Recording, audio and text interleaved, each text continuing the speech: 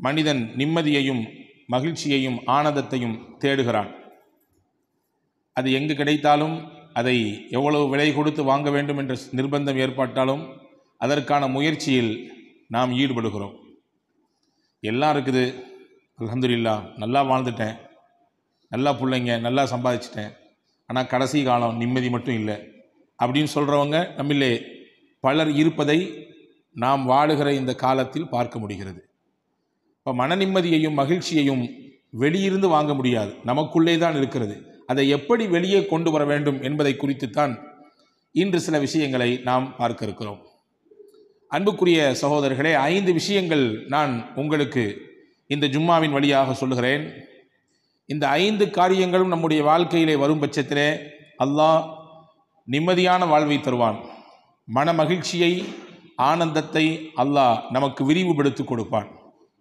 இதிலே ஏதாவது ஒன்றில் குறை இருக்குமேயானால் அல்லது நம்மிடத்திலே இல்லாமல் இருக்குமேயானால் அதை மறுபடியும் நாம் முயற்சித்து நம்முடைய வாழ்க்கையிலே கொண்டு வருவதற்கு நாம் அதற்கான உழைப்பை கொடுப்போம். நிச்சயமாக நாம் எதிர்பார்க்கிற நிம்மதியையும் மகிழ்ச்சியையும் அல்லாஹ் அதன் மூலம் தருகிறான். 1, நபிகள் பெருமானார் ஸல்லல்லாஹு அலைஹி வஸல்லம் அன்னவர்களுடைய தொடர் துஆக்களிலே இந்த வார்த்தை பதிவாக இருக்கிறது. அல்லாஹும்ம க்ஃபினி பிஹலாலிக் அன் ஹராமிக் வ அக்னினி பிஃபضலிக அம்மன் சிவாக். யா அல்லாஹ், நீ எனக்கு கொடுத்த ஹலாலை கொண்டு நான் பொருந்தி கொள்ள வேண்டும், போதுமாக்கி கொள்ள வேண்டும். ஹராம்களை விட்டு என்னை நீ காப்பாற்றி விட வேண்டும். உன்னன்றி வேறு யாரிடத்திலும் நான் கையேந்த கூடாது. உன்னன்றி வேறு யாரிடத்திலும் நான் எதிர்பார்த்து இருக்கக்கூடிய நிலை எனக்கு வரக்கூடாது. இந்த 3ஐயும் கொடு என்று நபிகள் பெருமானார் ஸல்லல்லாஹு அலைஹி வஸல்லம் தொடர்ச்சியாக துஆ செய்ததாக நாம் ஹதீஸ்களிலே பார்க்கிறோம். இப்போ இந்த 3இலே முதன்மையானது, யா அல்லாஹ், நீ எனக்கு எதை தருகிறாயோ அதை ஹலாலாக கொடு, அதை கொண்டு நான் போதுமாக்கி கொண்டு வாழ வேண்டும். தமிழில் அழகாக சொன்னான், போதும் என்ற மனமே பொன் செய்யும் மருந்து என்றான், இல்லையா? ஆனால் மனித மனம் எனக்கும் உங்களுக்கும் இருக்கிறது, இன்னும் வேண்டும் என்ற ஆசை. ரசூலுல்லாஹ் அதை ரொம்ப அழகாக விவரித்து சொல்வார்கள். மனித மனம் எத்தகையது என்றால், 2 தங்கத்தாலான நீரோடை அவருக்கு அன்பளிப்பாக கொடுக்கப்பட்டாலும் மனித மனம் சொல்லுமாம், 3 ஒன்று கொடுத்துருக்கலாம் அவர் சேர்த்து ஒற்றை படையில் 2 கொடுத்து அல்லாஹ் முடிச்சிட்டானே என்று நினைக்க வைக்கும். இது சராசரி மனிதர்களின் சிந்தனை. இது சராசரி மனிதர்களின் சிந்தனை. எப்பொழுது அந்த எண்ணப்பாடு குறையும் என்றால், மண்ணுதான் அவர்களுடைய எண்ணத்தை முற்றுப்புள்ளி வைக்க வேண்டும் என்று பெருமானார் ஸல்லல்லாஹு அலைஹி வஸல்லம் சொன்னார்கள். மண் என்றால் மண்ணுக்கு போகும் அந்த நாள்தான் அந்த சிந்தனை குறையும் என்று சராசரி மனிதனுடைய நிலைப்பாட்டை ரசூலுல்லாஹ் விளக்கினார்கள். ஆனால் நல்லோர்கள், நபிமார்கள், வலிமார்கள் இந்த சிந்தனைக்கு அப்பாற்பட்டு தன்னுடைய வாழ்க்கையை போதுமாக்கி கொண்டு வாழ்ந்திருக்கிறார்கள். கிடைத்ததை கொண்டு அல்ஹம்துலில்லாஹ் என்று சொல்லி வாழ்ந்திருக்கிறார்கள். பொதுவாகவே மனிதன் இருப்பதை மறந்து இல்லாததை நினைத்தே தன்னுடைய நடப்பு வாழ்க்கையை தொலைத்து கொண்டிருக்கிறான். ஆனால் நபிகள் பெருமானார் ஸல்லல்லாஹு அலைஹி வஸல்லம் நமக்கு கற்றுத்தந்தது, உங்களுக்கு என்ன இருக்கிறதோ அதை பொருந்தி கொண்டு வாழுங்கள். இன்றைக்கு 20 ரூபாய் என்றால் 20 ரூபாய் தான், அல்ஹம்துலில்லாஹ். இன்னைக்கு 20,000 ரூபாய் என்றால் அதையும் ஏற்றுக்கொள்வோம். ஏற்றுக்கொள்கிற பக்குவம் இருக்கிறது, அது மிகப்பெரியது என்று பெருமானார் ஸல்லல்லாஹு அலைஹி வஸல்லம் கற்றுத்தந்தார்கள். ஹதீஸிலே வருகிறது பாருங்கள். ஹஜ்ரத் ஆயிஷா ரலியல்லாஹு பற்றி உருவத்து பின் ஜுபைர் ரலியல்லாஹு சொல்றாங்க. ஆயிஷா அம்மா ஒரு நாள் எங்கள்கிட்ட பேசிக்கிட்டு இருந்தாங்க. இன்னா குன்னா நந்துரு இலல் ஹிலால் சும்மல் ஹிலால் சலாசத அஹில்லா. 3 மாதம் தலைப்பிறையை நாங்கள் தொடர்ச்சியாக கண்டிருக்கிறோம். வலா வமா ஊகிதத் ஃபீ அபியாத் ரசூலில்லாஹி ஸல்லல்லாஹு அலைஹி வஸல்லம் நார். நபிகள் பெருமானார் ஸல்லல்லாஹு அலைஹி வஸல்லம் வீட்டிலே அடுப்பை மூட்டுவதற்கு நெருப்பு கூட இல்லை. யார் சொல்றா? இந்த அகிலத்தின் அருள் கொடை அன்னலம் பெருமானார் ஸல்லல்லாஹு அலைஹி வஸல்லம் உடைய துணைவியார் அன்னை ஆயிஷா அம்மா சொல்றாங்க. 3 மாசம் தொடர்ச்சியா தலைப்புறைய பார்த்தோம். ஆனா ரசூலுல்லாஹ்வுடைய வீட்டில் அடுப்பு எரிக்கிறது கூட எண்ணெய் இல்லை.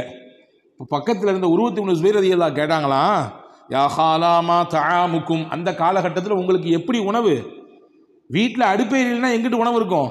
நீங்கள் எதை சாப்பிட்டு நீங்கள் உங்களுடைய அந்த பசியை போக்கி கொண்டீர்கள் என்று கேட்ட பொழுது ஹஜ்ரத் அன்னை ஆயிஷா ரலியல்லாஹு தஆலா அன்ஹா திருப்தியோடு சொன்னாகலாம், அத்தமரு வல் மா, தாகம் எடுத்தால் தண்ணீர், பசி வந்தால் பேரிச்சம்பழம், அவ்வளவுதான்.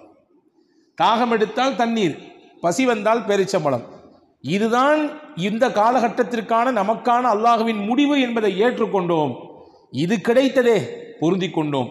இதுவும் கிடைக்காமல் எத்தனை மக்கள் இருக்கிறார்கள், அதை நினைத்து கொடுத்த அல்லாஹ்விற்கு நன்றி செய்தோம் என்று அன்னை ஆயிஷா ரலியல்லாஹு தஆலா அன்ஹா அவர்கள் சொல்வார்கள் என்ற செய்தியை நாம் பார்க்கிறோம். இப்போ அன்பான சகோதரர்களே, போதும் என்கின்ற மனம் இருக்கிறது, நிம்மதியை தரும். மனது அங்கும் இங்கும் அலைபாயாது. ஒரு விதமான பதட்டத்தோடே நாம் இருக்கக்கூடிய சூழல் ஏற்படாது. மன அமைதியை தருவதோடு மட்டுமல்ல, மகிழ்ச்சிக்கும் அது காரணமா. இன்னைக்கு இப்படிதாம்மா நம்ம குடும்பத்தினுடைய சூழல் இதுதான், இதை நீங்க புரிஞ்சுக்கணும். இப்படித்தான் அத்தாவுடைய வருமானம் இருக்கிறது, இப்படித்தான் அண்ணனுடைய வருமானம் இருக்கிறது, இதை கொண்டு தான் நாம் வாழ பழகி கொள்ள வேண்டும். இதை தாண்டிய ஒரு ஒரு பிரம்மாண்டமான விரிவாக்கம் நிறைந்த வாழ்க்கையை நம்ம எதிர்பார்க்க கூடாது. அல்லாஹ் கொடுத்தால் அதையும் ஏற்றுக்கொள்வோம், இப்படி கொடுத்தால் இதையும் ஏற்றுக்கொள்வோம் என்கின்ற பக்குவத்தை நபிகள் பெருமானார் ஸல்லல்லாஹு அலைஹி வஸல்லம் சமுதாயத்திற்கு சொல்லித் தருகிறார்கள். அது கிடைத்து விட்டால் மனதிற்கு நிம்மதி கிடைக்கும், அது கிடைத்து விட்டால் மனதிற்கு மகிழ்ச்சி கிடைக்கும் என்று பெருமானார் ஸல்லல்லாஹு அலைஹி வஸல்லம் அவர்கள் சொன்னார்கள். அன்பு சகோதரர்களே, உமர் ரலியல்லாஹுடைய ஆட்சி காலத்தில் உமர் ரலியல்லாஹு அன்ஹு தேர்ந்தெடுத்து ஆளுநர்களை பல பாகங்களுக்கு அனுப்பி அவங்களுக்கு பொறுப்பை கொடுத்தாங்க. உமர் ரலியல்லாஹுடைய பீரியட் இருக்க ரொம்ப அற்புதமான காலகட்டம் அது. இஸ்லாத்தினுடைய வளர்ச்சிக்கும் சரி, அது மாணிக்கங்களை புரக்கி அதாவது மாணிக்கங்களை புரக்கி ஒவ்வொரு பகுதிகளுக்கும் அவர்களை, அந்த பகுதி மக்களை ஆளுகிற, அவர்களை கண்காணிக்கிற ஒரு உயர்ந்த பொறுப்பை கொடுத்து அழகு பார்த்தாங்க. அப்படிதான் சிரியாவில் டமாஸ்கஸ் என்ற ஒரு பகுதிக்கு உமர் ரலியல்லாஹு அன்ஹு அவர்கள் ஒரு சஹாபியை தேர்வு செய்தார்கள். அந்த சஹாபிக்கு பெயர் சயீத் இப்னுல் ஆமிர் ரலியல்லாஹு அன்ஹு.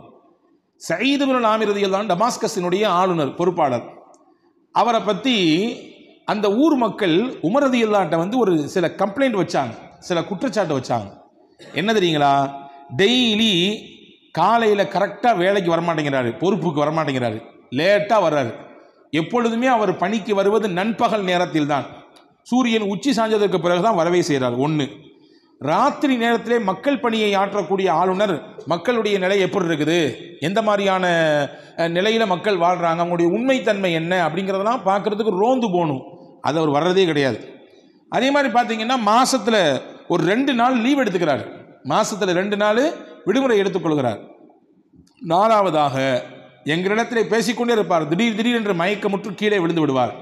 இந்த 4 விதமான குற்றச்சாட்டு எங்களுடைய ஆளுநர் சயீத் இப்னுல் ஆமிரின் மீது நாங்கள் வைக்கிறோம் என்று அந்த மக்கள் சொன்னாங்க. உமர் ரலியல்லாஹு அன்ஹு சயீத் இப்னுல் ஆமிர் ரலியல்லாஹு கூப்பிட்டு, என்னங்க உங்கள் ஊர் பகுதி மக்கள் உங்கள் மீது இந்த 4 குற்றச்சாட்டு வச்சுருக்காங்களே, சரிதானா, ஏன் என்னன்னு கேட்டாங்க. அதில் சயீத் ரலியல்லாஹு சொன்னாங்க, 4மே உண்மைதான், ஆனால் 4க்கு பின்னாடி 4 காரணங்கள் இருக்குது, அதை நான் சொல்லக்கூடாதுன்னு நினைக்கிறேன். ஆனால் எப்போ பொது வழிக்கு பேச்சு வந்துடுச்சோ, பேச்சு வராத வரைக்கும் அதை பற்றி பேச தேவையில்லை, எப்போ பொது வழிக்கு பேசுபொருளாக ஒரு செய்தி வந்து விட்டதோ அதை தெளிவுபடுத்த வேண்டிய பொறுப்பும் கடமையும் எனக்கு இருக்கிறது. இப்போ நான் சொல்கிறேன், நான் டெய்லி ஏன் நான் என்னுடைய பணிக்கு நான் தாமதமாக வருகிறேன், ஏன் நண்பகலில் வருகிறேன் என்றால், நான் இந்த மக்களை ஆளும் ஆளுநர் தான், எனக்கு அந்த போஸ்டிங் கொடுத்துருக்கீங்க, அதனால் இந்த போஸ்டிங்கை வச்சுக்கிட்டு நான் என்னுடைய சுயலாபத்திற்கு, என்னுடைய சுய வேலை வாய்ப்புக்காக வேண்டி யாரையும் நான் பயன்படுத்துவது கிடையாது. என் வீட்டில் சொல்ல போனால் பணியாட்களே கிடையாது, நான் தான், என் மனைவி தான், நாங்களே தான் எல்லா வேலையும் காலையிலிருந்து செய்ய வேண்டும். அதையெல்லாம் செய்து கொடுத்து விட்டு எல்லா பிள்ளைகளுக்கான தேவைகளை எல்லாம் முடிச்சு விட்டு எல்லாம் கிளம்பி நடையாக என்னுடைய பணி அமரத்துக்கு வருவதற்கு இவ்வளோ நேரம் ஆகுது, இதுதான் விஷயம் அப்படின்னாங்க. 2வது சொன்னாங்க, ராத்திரி நேரத்தில் ஏன் நீங்கள் ரோந்து போகிறதில்ல.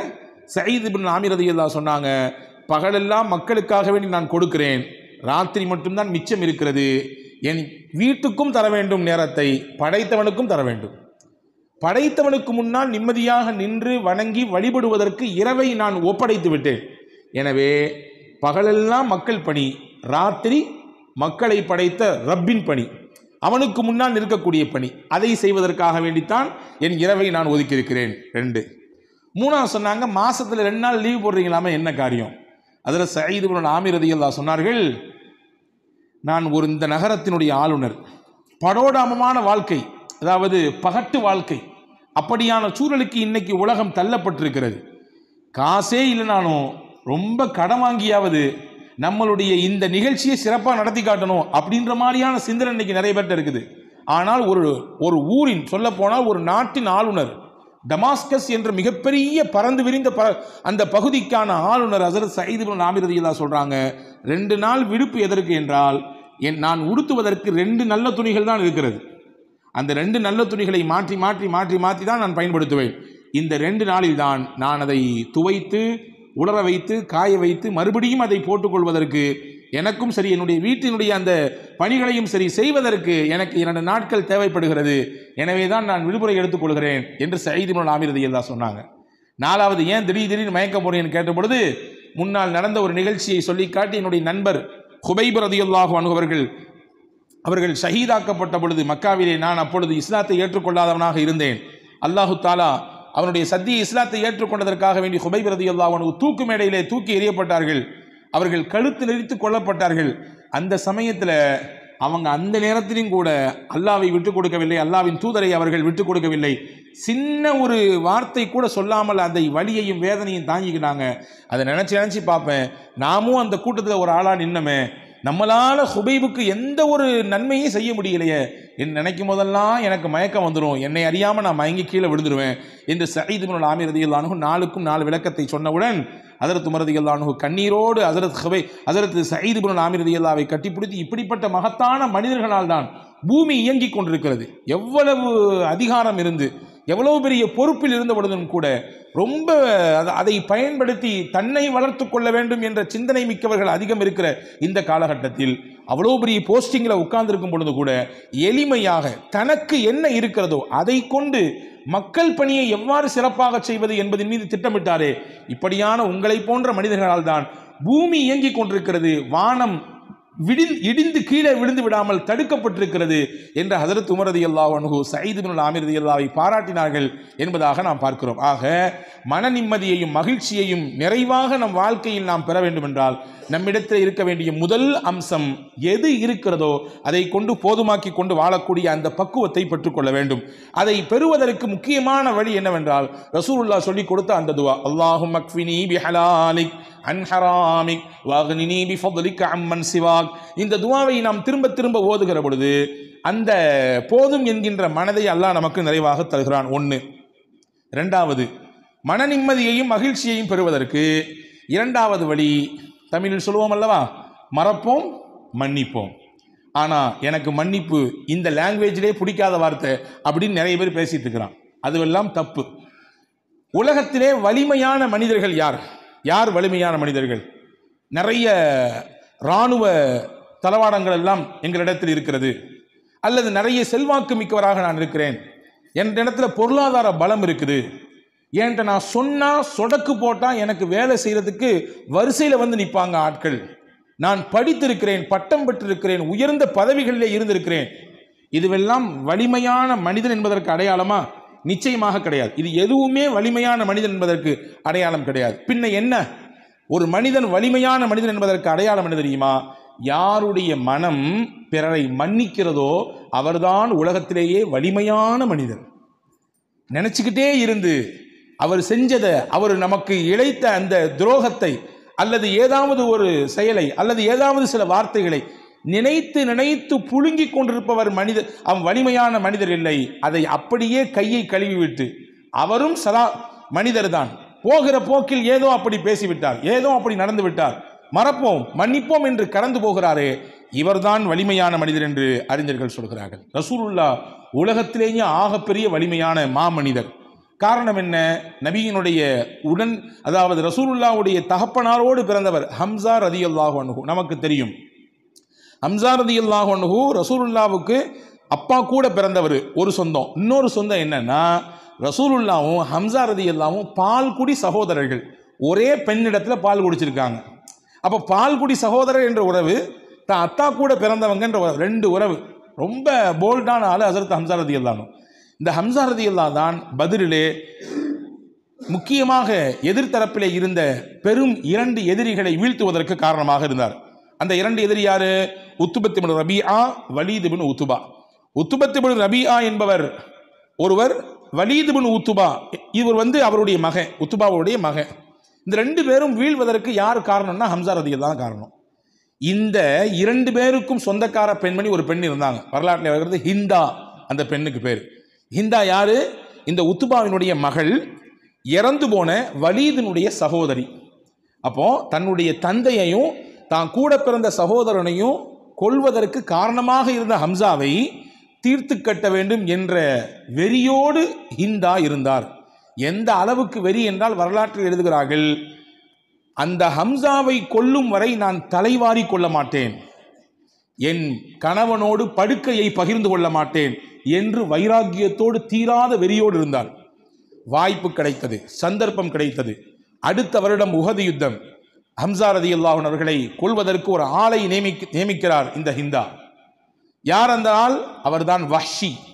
வஹ்ஷி என்ற அடிமையை நான் உனக்கு உரிமை தருகிறேன், நீ அடிமையிலிருந்து வெளியாயிரலாம், நீ எனக்கு செய்ய வேண்டிய விஷயம் ஒன்னே ஒன்று தான், ஹம்சாவை போட்டு தள்ளணும்.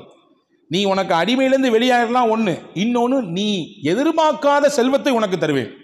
உன் வாழ்க்கையிலே பார்க்க முடியாது, வாழ்நாள் முழுக்க சம்பாதிச்சாலும் உன்னையால் அவ்வளோகான சேர்க்க முடியாது, அவ்வளவு செல்வத்தை உனக்கு தருவேன். 2 தர்றேன், எனக்கு வேண்டும் ஹம்சாவை கொல்லணும். வஹ்ஷிக்கு காசு கிடைக்குதோ பொருள் கிடைக்குதோ அது பெருசாகவே தெரியல அவருக்கு, அவர் அடிமை. அந்த அடிமை என்ற இடத்திலிருந்து வெளியாகி எல்லாரையும் மாதிரி சுதந்திரமாக இருக்கணும் அப்படின்னு ஆசைப்பட்டார். இந்த வார்த்தை அவருக்கு பெரிய ஆறுதலாக இருந்துச்சு. கடைசியில் இந்த வஹ்ஷி தான் ஹம்சா ரலியல்லாஹு கொன்றார். நீங்கள் ஹம்சா ரலியல்லாஹு வரலாற்றை எல்லாம் வாசிக்க வேண்டும். அதாவது இஸ்லாமியர்களாகிய நாம் நமக்கு இருக்கக்கூடிய அந்த வீர வரலாறு, நமக்கு இருக்கக்கூடிய ஆறுதல் தரக்கூடிய வரலாறு எவ்வளவு நமக்கு புண்பட்ட இதயத்திற்கு மருந்து போடுகிறது தெரியுமா? உலகத்தில் முஸ்லிம்களுக்கு இருப்பதை போன்று உண்டான மகத்தான வரலாறு வேறு எந்த சமுதாயத்தும் கிடையாது. எல்லாத்துக்குமே நமக்கு ஒரு முன்மாதிரி இருக்குது. அதிலிருந்து எடுத்து நம்முடைய வாழ்க்கைக்கான பாடத்தை, நம்முடைய கஷ்டத்திற்கான தீர்வை அங்கிருந்தே பெற்றுக்கொள்ளலாம். ஹம்சா ரலியல்லாஹு கொல்லப்பட்டார்கள். எந்த அளவுக்கு என்றால் அவர்களுடைய வயிறு கிழிக்கப்பட்டது, அவருடைய ஈரக்குலைகள் எடுத்து கடித்து மென்று ஹிந்தா துப்பி எறிந்தாள். அந்த அளவுக்கு வெறி. தான் தகப்பனாரையும் சகோதரனையும் கொன்ன ஹம்சா ரலியல்லாஹு பழிதீர்த்து கொண்டாள் ஹிந்தா. இது முந்திய வரலாறு. அப்படி பேக்ல வாங்க, ஒரு 10 வருஷத்துக்கு பின்னாடி, 10 வருஷம் கூட கிடையாது, ஒரு 6 வருஷத்துக்கு பின்னாடி அந்த அம்மாவுக்கு மனமாற்றம் ஏற்படுது. ரசூலுல்லாவுக்கு பெரிய வழி. ஹம்சாவினுடைய அந்த இறப்பை பார்த்து, அவருடைய உடல் சிதைந்து கிடக்கக்கூடிய அந்த காட்சியை பார்த்து ரசூலுல்லாவை ஒரு கட்டம் ஆடி போய் விட்டார்கள், கண் கலங்கி விட்டார்கள். இப்படியான ஒரு வெறி செயல், என்ன ஒரு குரூர சிந்தனை, கொடூர சிந்தனை இது!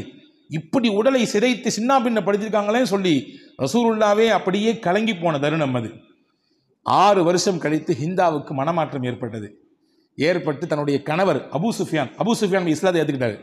நானும் இஸ்லாத்தை ஏற்றுக்கணும்னு ஆசைப்படுறேன், ஆனால் நீங்கள் என் கூட வாங்க, நீங்கள் தான் முஸ்லீம் ஆயிட்டீங்களா, இப்போ முகமது போய் சந்திப்போம், ரசூலுல்லாவை சந்தித்து நானும் அவங்கள சந்தித்து இஸ்லாத்தை ஏற்றுக்கணும் என்று சொன்ன பொழுது அபூ சுஃபியான் நான் வரமாட்டேன்ட்டார். நீ பண்ண செயல் அவ்வளவு கொடூரமானது, எனக்கே பொறுத்துக்கலை. அவர் கூட இருந்த ஹம்சாவை இப்படி கொன்றாயே, அவருடைய மனம் எவ்வளவு நொந்திருக்கும் என்று அபூ சுஃபியான் சொன்னார். கடைசியில் ஹிந்தா அந்த பெண்மணிக்கு மனசே கேட்கல, உஸ்மான் ரலியல்லாஹு பிடித்தார். அதே போன்று தன்னுடைய சகோதரர் இன்னொருவர் இருந்தார், அபூ ஹுதைஃபத் இப்னு உத்பா, அவரையும் பிடிச்சார். நீங்கள் 2 பேர் தான் ரெக்கமெண்ட் பண்ணணும், கூட்டு போங்க, முகமது ஸல்லல்லாஹு அலைஹி வஸல்லம் கூட்டு போங்க. கூட்டு போனார்கள். முகம்மது நபி ஸல்லல்லாஹு அலைஹி வஸல்லம் கருணையே உருவான ஹாத்தமுன் நபி அவர்கள் அந்த பெண்மணியை ஏற்றுக்கொண்டார்கள், அவர்களிடத்திலே பையச் செய்தார்கள். அவர்கள் செய்த அந்த குற்றங்களை அல்லாஹ் மன்னித்து விடுவான், உங்களுக்காக வேண்டி வல்ல அல்லாஹ்விடத்திலே நான் பிழை பொறுக்க தேடுகிறேன் என்று சொன்னார்கள். இஸ்லாமிய வரலாற்றிலே அற்புதமான ஒரு நிகழ்ச்சி நடந்தது. ரசூலுல்லாவின் சிறிய தகப்பனார் ஹம்சாவை கொல்லுவதற்கு காரணமான ஹிந்து பின் உத்துபா இஸ்லாத்தை நபிகளின் கரத்திற்கு முன்னாலேயே ஏற்றுக்கொள்கிறார். அன்பு சகோதரர்களே, சராசரி மனிதராக இருந்து நாம் இதை பார்ப்போம். யாருக்காவது மனசு பொறுக்குமா? ஒன்றும் இல்லைங்க. ஒரு 4 பேத்துக்கு முன்னாடி வச்சு நம்மளை ஒருத்தர் பேசிட்டாரு, அவமானப்படுத்திட்டாரு, மனசை காயப்படுத்திட்டாரு, சந்தர்ப்பத்தை தேடிக்கிட்டே இருப்போம். கிடைச்சா அவரை 4 பேத்துக்கு இல்லை 40 பேருக்கு முன்னாடி வச்சு பழி வாங்கணும், திருப்பி பேசணும். அவர் வீசிய அந்த வார்த்தைகளின் கணை எவ்வளவு பெரிய தாக்கத்தை நமக்கு ஏற்படுத்திச்சோ அதை விட முடிந்தால் 4 மடங்கு திருப்பி கொடுக்க வேண்டும் என்று நினைப்பதுதான் மனித இயல்பு. ஆனால் இதை கடந்து முஹம்மது ஸல்லல்லாஹு அலைஹி வஸல்லம் தனக்கு உயிருக்கும் உயிரான ரொம்ப நெருக்கமான ஹம்சாவை கொண்ட காரணமாக இருந்த ஹிந்தாவை மன்னித்தார்கள் என்றால், எனவேதான் நான் சொன்னேன், உலகத்திலேயே ஆகப்பெரிய வலிமை மிக்க மனிதர் யார் என்றால், பிறருடைய தவறை குற்றத்தை மன்னிக்கிற மனப்பான்மை யாருக்கு இருக்கிறதோ அவர்தான் உலகத்திலேயே வலிமை மிக்க மனிதர், அவர்தான் உலகத்திலேயே ஆற்றல் மிக்க மனிதர். ரசூலுல்லாஹ் ஆற்றல் மிக்க மனிதராக இருந்தாங்க. இப்போ மகிழ்ச்சி கிடைக்கணும், நிம்மதி கிடைக்கணும்னா மன்னிக்கணும். காலத்துக்கு மன்னிக்க மாட்டேன், இறந்து போனாலும் தீதாரை பார்க்க கூட நீ வரக்கூடாது பார்த்துக்கோ என்று சொல்லுபவர் தான் இன்று நம்மிலே பலர் உண்டு. உறவுகளுக்கு இடையிலே எவ்வளவு விரிசல், அண்ணன் தம்பிகளுக்கு இடையிலே எவ்வளவு விரிசல், சொந்தங்களுக்கு இடையிலே எவ்வளவு விரிசல், பகை, வன்மம். அந்த வன்மமும் பகையையும் உள்ளத்தில் வைத்து எதைதான் சம்பாதிக்க போகிறோம் நாம், எதைதான் கொண்டு போக போகிறோம் நாம். வன்மத்தோடே நாம் இறந்து விட்டால், அன்பர்களே இந்த வார்த்தையை நீங்கள் கவனியுங்கள், வன்மத்தோடும் வெறுப்போடும் இறந்து விட்டால் நம் மீது யார் கோபத்தோடு இருக்கிறாரோ அவர் நமக்காக வேண்டி கையேந்துவாரா? நம்முடைய இழப்பை நினைத்து அவர் வருந்துவாராம்? போய் தொலையட்டும் முசீபத்து, இத்தனை காலம் எவ்வளவு கொரூரம், எவ்வளவு வன்மத்தோடு இருந்தா மனுஷன், செத்து தொலையட்டும் என்று அவர் சொல்லிவிட்டார். நம்முடைய மறுமையை அது கெடுப்பதற்கு அது காரணமாகிவிட்டால். எனவே அன்பர்களே, உலகத்தில் மகிழ்ச்சியை தேடினால், நிம்மதியை வேண்டும் என்று ஆசைத்தால் மறங்கள், மன்னியுங்கள், மன்னியுங்கள், மறந்து போங்கள், கடந்து போங்கள். இதைவிட மிகச் சிறப்பானதை அல்லாஹ் உங்களுக்கு தருவான் என்று மார்க்கம் அழகாக சொல்லித் தருகிறது. இது 2வது வழி. 3வது வழி, அல்லாஹ் நமக்கு என்ன தலைவிதின்னு எழுதியிருக்கிறானோ அதை ஏற்றுக்கணும். கலா கதிரை நம்பியவர்கள் நாம் இல்லையா? கலா கதிரை நம்பி இருக்கிறோம், அல்லாஹ்வின் மீது முழுமையாக சார்ந்து இருக்கிறோம். என்ன நடந்தாலும் உன்னை நான் விடமாட்டேன் என்று அல்லாஹ்வை இறுகமாக பற்றி பிடித்துக் கொள்ள வேண்டும்.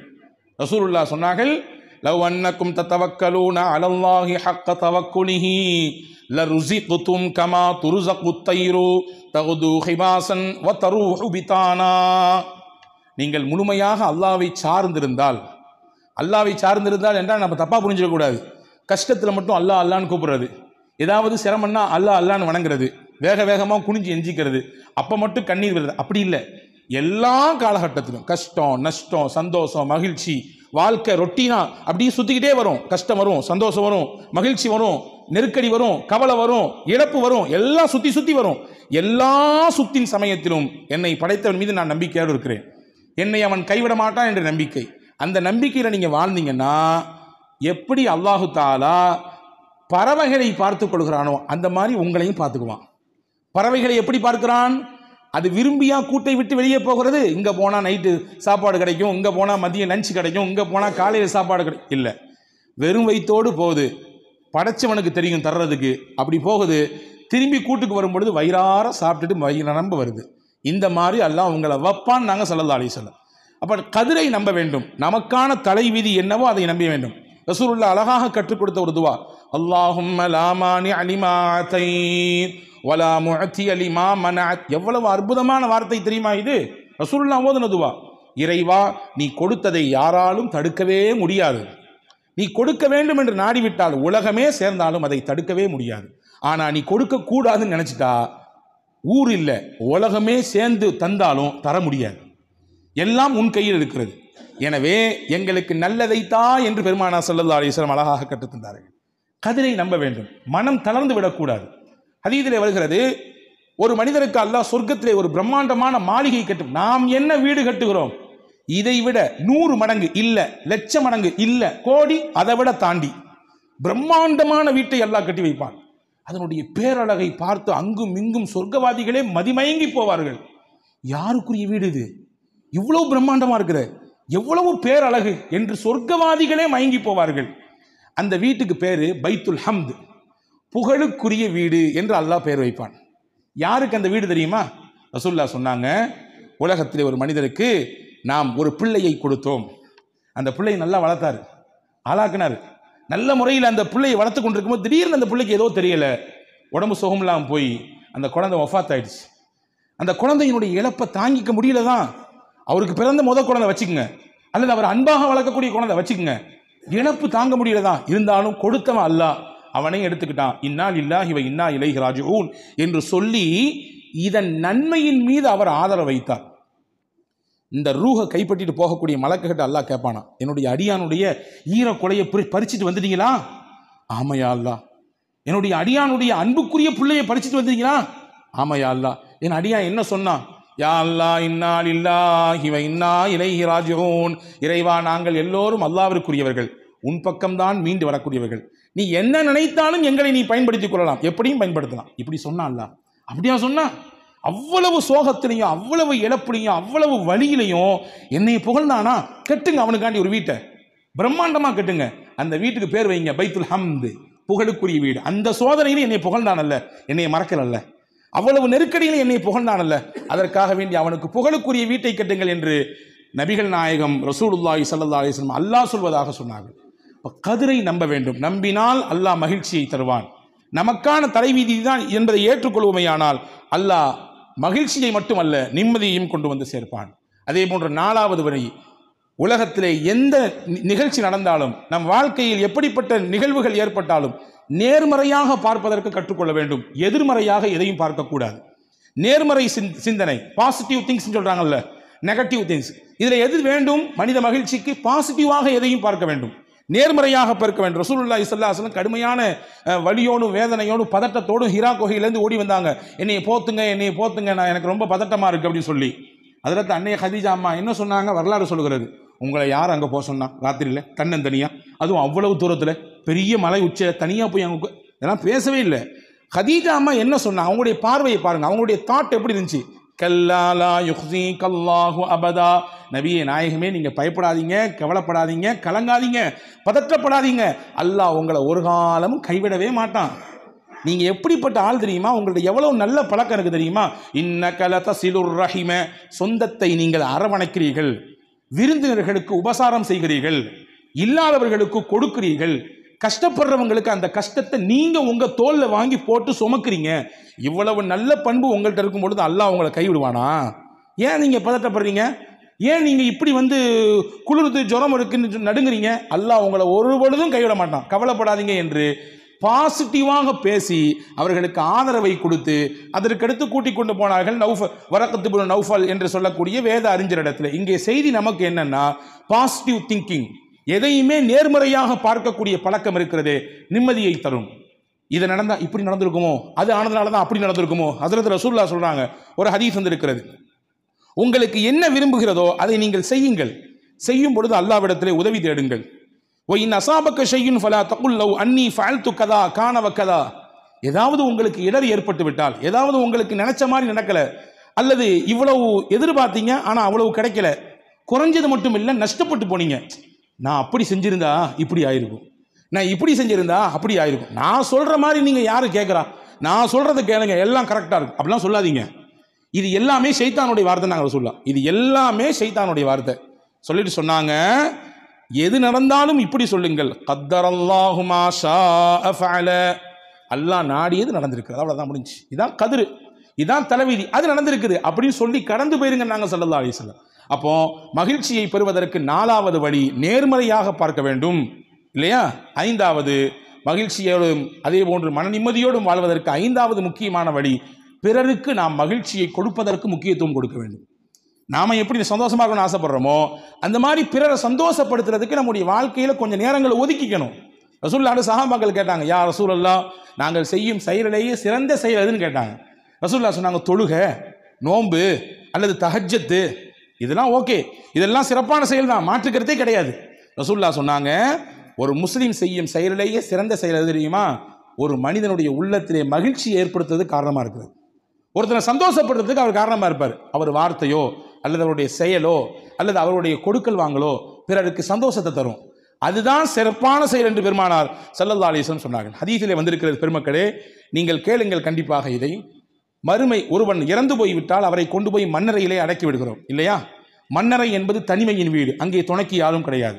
நமக்கு பக்கத்திலே ஆள் இருக்கும், கூப்பிட்டால் நம் குரலை கேட்டு ஓடுவதற்கு உதவி செய்வதற்கு எக்கச்சக்கம் உலகத்தில் உண்டு. ஆனால் மண்ணறை தனிமையின் வீடு. ஆனால் உலகத்தில் யாரு அடுத்தவங்களை சந்தோஷப்படுத்தினாங்களோ அது அவர் கொடுத்த ₹1 இருக்கலாம், அல்லது ஒருவேளை சாப்பாடாக இருக்கலாம், அல்லது அவர் கஷ்டகாலத்தில் செய்த ஒரு உதவியாக இருக்கலாம், வச்சுக்கங்க, அவர் கொடுத்த ஏதோ ஒரு ஆலோசனையாக இருக்கலாம், அல்லது அவர் கொடுத்த ஏதோ ஒரு சின்ன வழிகாட்டுதலாக இருக்கலாம். அதனால அவருக்கு நல்ல வேலைங்க, அந்த இடத்துல அந்த சந்தில் ஒருத்தர் இருந்தார், ஒரு பாய், அவர்கிட்ட கேட்டேன், அவர் தான் கரெக்டாக வழிகாட்டினார், அவர் மட்டும் அங்கே இல்லைன்னு வச்சுங்களேன், வேற எங்கேயோ மாறி போயிருப்பேன். இது ஒரு சந்தோஷம், இது ஒரு மகிழ்ச்சிக்கான காரணம். இப்படி ஏதோ ஒரு காரணத்திலே மனிதருக்கு மகிழ்ச்சியை கொடுத்தார். ரசூலுல்லாஹ் சொன்னாங்க, இந்த மகிழ்ச்சியை அல்லாஹ் நாளைக்கு என்ன செய்வான் தெரியுமா? இவர் இறந்த பின்னாடி இதற்கு உருவம் கொடுப்பான். உருவம் கொடுத்து கபருக்கு பக்கத்தில் கொண்டு போய் வச்சிருவான். அது சொல்லுமா, பயப்படாத, நீ ஒன்றும் கலங்காத, பதட்டப்படாத, தனிமையில் நினைச்சு நீ பதட்டப்படாத, உன் கூட நான் இருக்கேன் துணைக்கு. ஏன்னா நீ உலகத்தில் வாழும் பொழுது எத்தனை பேரை சந்தோஷப்படுத்தின, எத்தனை பேரை மகிழ்ச்சிப்படுத்தின, உன்னுடைய பொருளாதாரத்தை கொண்டு எத்தனை பேர் மகிழ்ச்சியாக இருந்தாங்க, உன்னுடைய உதவியை கொண்டு எத்தனை பேர் ஆனந்தப்பட்டார்கள். எனவே உன்னை திடுக்கத்தில் ஆழ்த்த மாட்டான் அல்லாஹ். நீ செய்த மகிழ்ச்சி, நீ கொடுத்த மகிழ்ச்சியெல்லாம் உருவப்படுத்தி என்னை உனக்கு பக்கத்தில் வைத்து விட்டான். உனக்கு நிம்மதிதான், சந்தோஷம்தான் என்று அது அல்லாஹ் நம்மை பார்த்து சொல்லும் என்று பெருமானார் ஸல்லல்லாஹு அலைஹி வஸல்லம் சொன்னார். எனவே அன்புக்குரியவர்களே, உலகத்திலே மகிழ்ச்சியாக வாழ வேண்டும் என்றால் பிறருக்கு மகிழ்ச்சியை கொடுக்க வேண்டும். தமிழிலே அழகாக சொல்லி வைத்தான், மகிழ்வித்து மகிழ். பிறரை மகிழ்ச்சிப்படுத்தி பார்த்து அதை பார்த்து நீங்கள் சந்தோஷம் அடைங்க. ஏன்னா உலகத்திலேயே சிறந்த செயல் அடுத்தவர்களை சந்தோஷப்படுத்துவது என்பதாக பெருமானார் ஸல்லல்லாஹு அலைஹி வஸல்லம் சொன்னார்கள். ஆக இந்த 5 காரியங்களும் மன நிம்மதியை பெற்றுத் தருவதோடு மட்டுமல்ல, மகிழ்ச்சிகரமான வாழ்க்கைக்கு காரணமாக இது அமைகிறது. வல்ல அல்லாஹ் நம்முடைய வாழ்க்கையிலே இதை பின்பற்றி நிம்மதியோடும் மகிழ்ச்சியோடும் ஆனந்தத்தோடும் வாழக்கூடிய நல்ல பாக்கியத்தை உங்களுக்கும் எனக்கும் எல்லா மக்களுக்கும் அல்லாஹ் வழங்குவானாக. ஆமீன். வாஹிரு தாவானா அல்ஹம்துலில்லாஹி ரப்பில் ஆலமீன்.